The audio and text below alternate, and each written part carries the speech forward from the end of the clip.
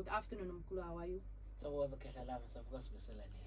Thokozani Khehla. Thokoza. Yeah, as Mkulu Ndabezitha, you are actually a newly upcoming artist. Yes. You know, when did you discover that you are a musician, irrespective of you being umlapi yendabuko? Yeah. Hayi Khehla lami njengoba singaba lapha endabuko sithi sebenza nabantu abaningi abahlukahlukene.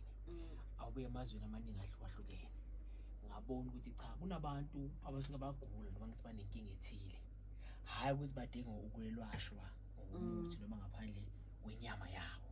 Kodwa balimele emphefumulweni. Yebo.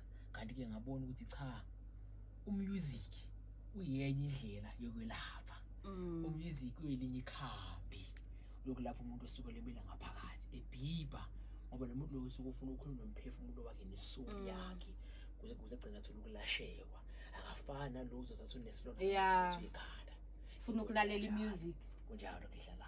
Yeah, it's 18 minutes after the hour of 1 p.m. When we come back, we're going to continue with this artist interview.